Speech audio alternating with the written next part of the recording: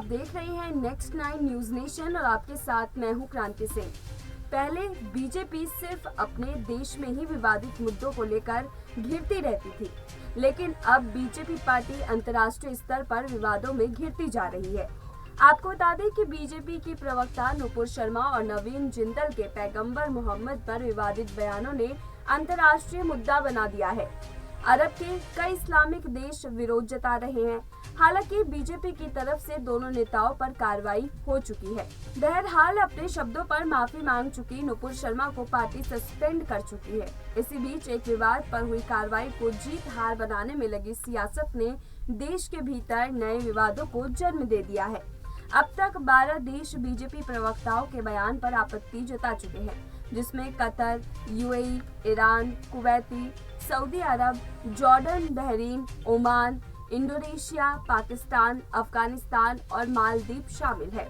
बता दें कि यूएई ने बीजेपी की पूर्व प्रवक्ता नुपुर शर्मा के पैगंबर मोहम्मद पर टिप्पणी की निंदा करते हुए बयान जारी कर दिया है। सोमवार को यूएई के विदेश मंत्रालय ने एक बयान जारी कर कहा कि जो व्यवहार नैतिक मूल्यों और सिद्धांतों के खिलाफ है, उसे यूएई खारिज करता है।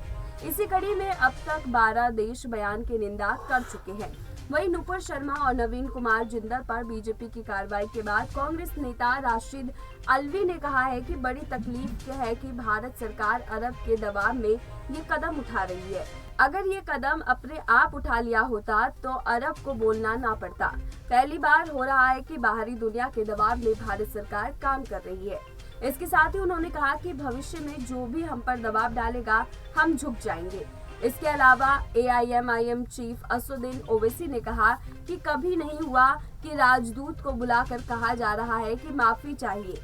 ईरान के फॉरेन मिनिस्टर आने वाले हैं, वो हमारे राजदूत को बुलाकर कहते हैं कि माफी चाहिए।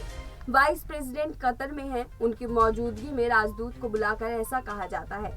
ये वाकई बेइज्जती है। दूसरी तरफ आम आदमी पार्टी के नेता और विधायक आतिशी ने कहा कि आज बीजेपी की वजह से दुनिया में देश का सिर झुक चुका है। दुकानें बंद हो रही है, बिजनेस बंद करने को कहा जा रहा है, क्योंकि बीजेपी के नेताओं के बोल पूरे देश का सिर शर्म से झुका रहे हैं। खैर, अब ये विवाद अंतर्राष्ट्रीय स्तर पर और कितना बढ़ेगा, ये तो आने वाला समय ही बताएगा। हमारे इस अपडेट में बस इतना ही। देश दुनिया की तमाम बड़ी अपडेट्स के लिए देखते रहिए नेक्स्ट 9 न्यूज नेशन।